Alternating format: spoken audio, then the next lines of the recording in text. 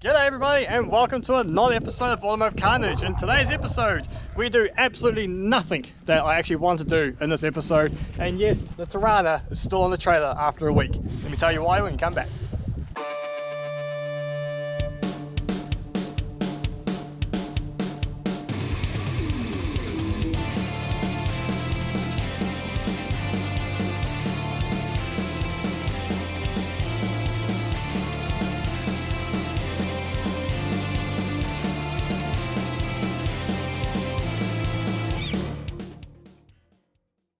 So the plan for this video was that I was going to get the Torana off the trailer and get it into a proper rolling state. So fix up those the steering rack so it actually was bolted to the steering knuckles, and to fix up one of the tires. The rim's got a slow leak from a bit of a rust spot, and actually, yeah, just get it so that when I pass on to the next owner, whoever wins this vehicle, you can actually like get it on and off a trailer or a truck or whatever we need to do a lot easier than the trouble we had trying to get it onto this particular trailer.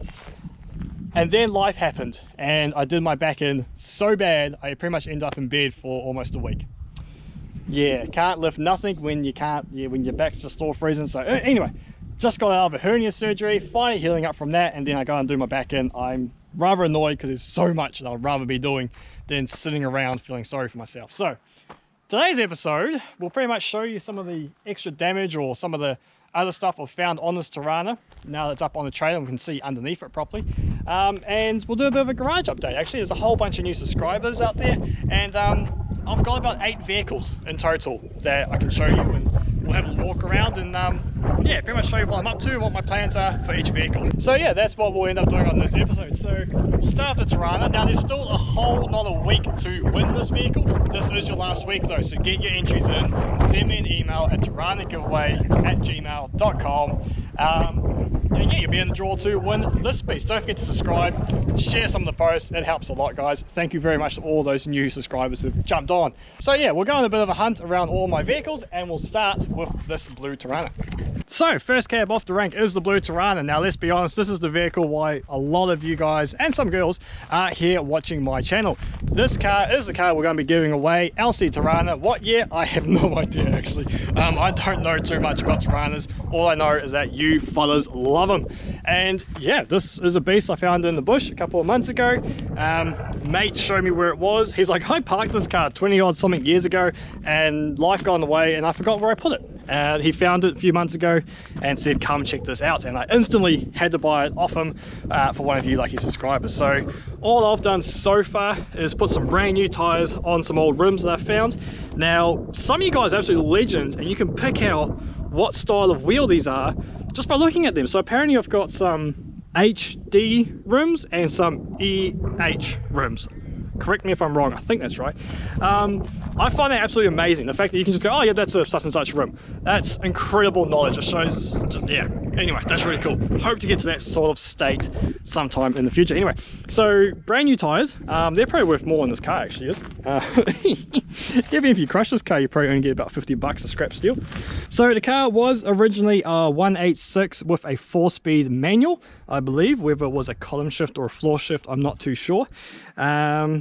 That's currently not in here at the moment, so pick your engine that you want to shove in here. It's huge for, I mean, the Skid Factory boys are shoving a 1J in these things. I've seen RBs in them, big blow-in stuff. Oh man, it's just a perfect vehicle for a, whoa, don't stand on this, get out. I forgot I only fixed that with very thin steel. I can't walk on that.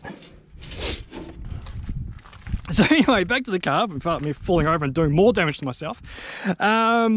Perfect opportunity here to start a restoration. So we've got some pretty major rust going up. What on earth is that? All right, I did not know that was in there. Filler cap of some sort? What else is up there? I don't know. But yeah, there's a big dent in there. Oh, that whole quarter. Oh yeah, look at, oh dear, someone's put a patch in there. How bad is that? Oh yeah, okay, yeah, that whole quarter is going to need to be changed. Yeah, that's pretty bad. Lower quarter anyway. Someone's put an axe through the fuel tank. That seems to be a theme with my cars. People attack them with axes, the way I find them anyway. We have part of the exhaust in there, which is interesting. The diff and all the rear suspension is in there. No doubt that bushings and everything will probably need to be replaced. This car has been sitting unloved for 20 odd years, and people have taken a few liberties with bits and pieces. So new lenses, a few dents. Kind of looks like they've reversed into something with the matching dents on either side there. Again, someone's had a good hack at that. This was another thing I was hoping to do, was actually unlock that and open it up so we could see how bad the actual boot is, but that's not happening now. Yeah, whole rear valance or back end, whatever you want to call it, that's pretty well gone as well. Spare wheel well, a bit of bog over there in that corner. Yeah, I mean that's a bit more solid than the other side, so that's good. Down the sides is fine, missing badges. It's got quite a bit of good chrome work around the windows still left on it. A bit of a ding there, but all the doors open when they're not on a trailer. They do open. That's the other major dent just in there. And obviously I've got our Flintstone car, but you go back to our first video and you can go through a lot of the rust. First rust I found. Still the engine bay. I mean, yeah, there's some work in here, but I mean, it's a good base, and hey, it's free. Even if you do crush it, I don't care. It's your car once you win it. Do with it as you please. Such a cool car though. Really it is. To find that in the bush is just awesome. Still haven't figured out what the roll cage is for. That was never welded in place. And the roof's okay. That needs to be bent back up. But the rest of it's fine. You don't need to go chopping that off or re-skinning it. The back seats, back parcel shelf I should say, that's fine. There's no back seats, they're all gone. Steering column's still there, the dash is there, new crash pad needed. Yeah. So that's the Torana. It feels so good to be able to give this car away. Anyway, so you still have time to get into the competition. 1 week left. So get your entries in, Torana giveaway at gmail.com. Send me an email, subscribe, like, share, all that good stuff. It all helps out. Thank you very much. Now, I have about 8 cars all up, I think it is. I lose count because I just keep finding more cars in the bush and bringing them home.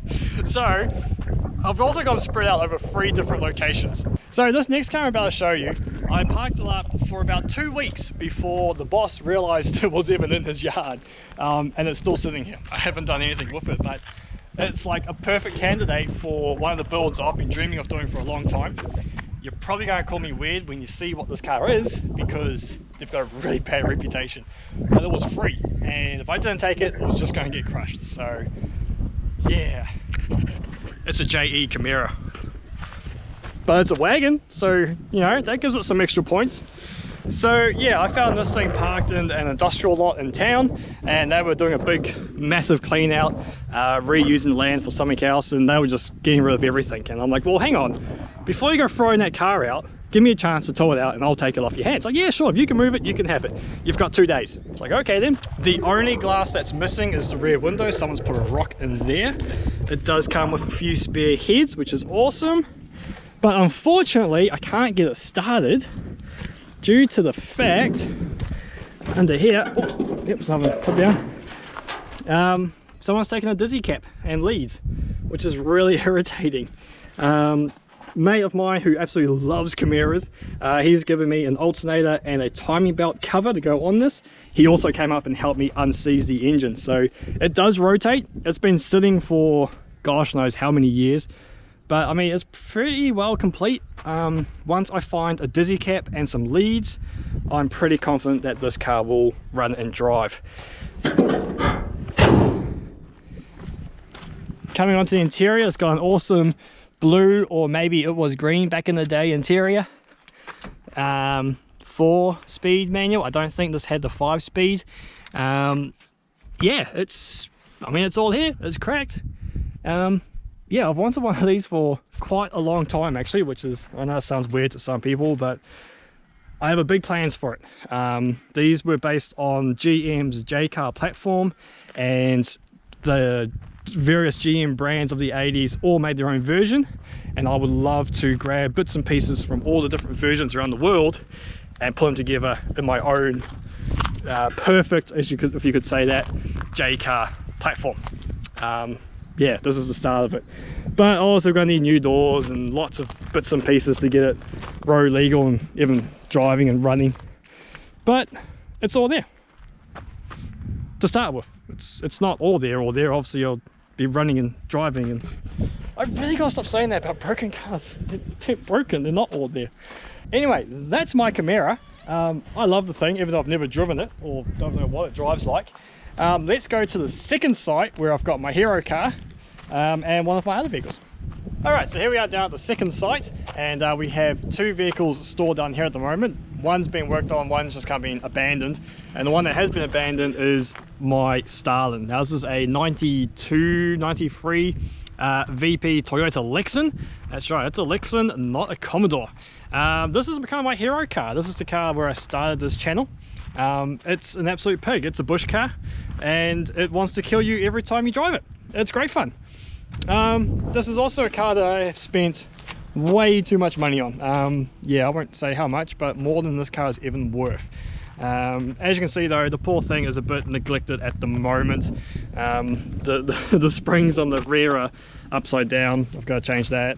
The front hubs are pulled apart inside because I stole the castle nuts to try fit onto the Torana, which one of you guys is going to win. But anyway, let me show you the engine in this thing. We got some cheap little bonnet pins I picked up while I was in Japan. They're not quite Japanese quality, unfortunately. And under here we have the mighty Mang Mang. So 3.8 litre Buick engine out of a Series 1. This is obviously not the original engine. This I brought off a bloke with completely rebuilt. It's got dish pistons, larger throttle body, lightened flywheel, bigger cam, stage 2 ECU or chipped ECU, what you might call it. A few other goodies in there, I can't quite remember everything. Heavy duty clutch, 5-speed manual conversion as well. This is the first time I ever done a manual conversion on the vehicle, was this one, which was really fun to do. Yeah, Starlin has taught me a lot. The reason I call it Starlin is because it's a Commodore, which is a commie, and this thing just wants to kill you all the time every time you drive it. But it sounds awesome. It's got a 2.5-inch redback on it. Half of it's sitting on the ground over there. Inside we've got Bride racing seats, Sparko steering wheel, half the dash has been pulled apart. There's normally a nice gear shifter on there, but I've stolen that for my Sylvia. And race switches, because race switches are awesome. Look, the fans on, we got water gauge. I have an oil pressure gauge that needs to go there as well. Let's turn that fan off, that's not sounding too healthy. So yeah, he's got a bit of an idle problem. I need to change the coil packs. They've been changed over to the Series 2 or Ecotech coil packs. But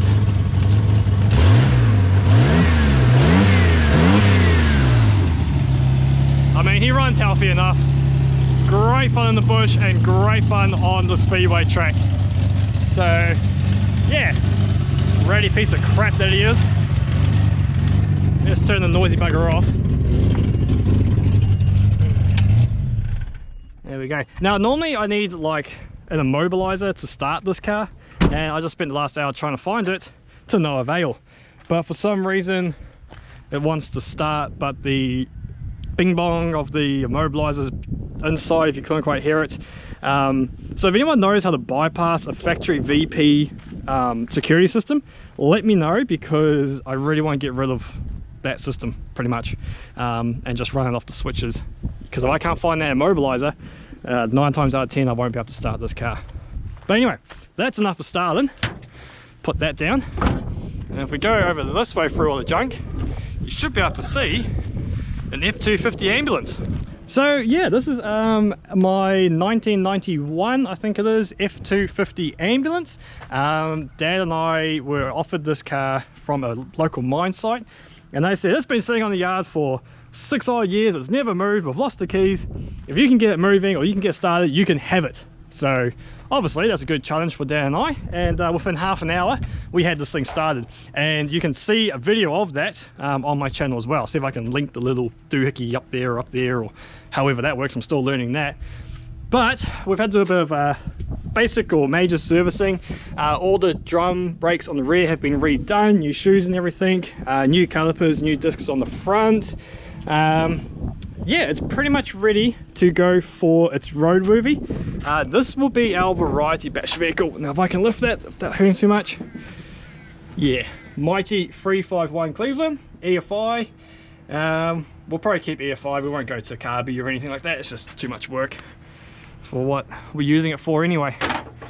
It's a beast. Unfortunately I can't start this one up for you because as you can see from the filler neck, we've got the fuel tank pulled out. It had a major hole in the bottom, so we've had to patch that up. But that's a video on that coming in the near future. That's what it's like underneath. This thing is just an absolute beast of a car. It's so comfy to drive in. Oh, and what's cool, actually, let's go around on the inside here.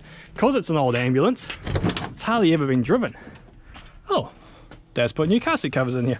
I did not know that. That's a lot nicer than the tatty old ones it came with. We have done 119,000 kilometers, so hardly anything. We're also trying to get the original push buttons and everything custom working so that we can get the lights and sirens going, because lights and sirens on a variety bash car are very, very important. Up there still has the original lights, which unfortunately we will have to change the colors for safety legal reasons. But will they stay that way? That's the question. Yeah, so F-250 ambulance, absolute beast of a vehicle. So we got that at this location, we got Starlin over there. Let's head to the third location, which is pretty much home actually. What's currently sitting in my shed that I'm working on at the moment. Meet you there. Alright, so now we're at the third site, or main site, or home site, whatever you call it. Anyway, this is my front driveway. And this is my daily driver. It's a 1998 SXV20 Toyota Camry. It's boring as hell, but it's mine, it's my daily driver. I got this thing to use while I built my S13 Silvia, which was meant to be my daily driver. I was meant to have the Silvia done in 2 weeks, 18 months ago.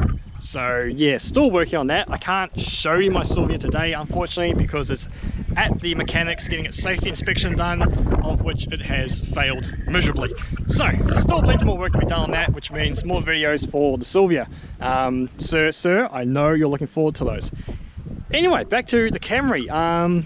Yeah, I picked this thing up for 700 bucks, and well, no car stays standard around me.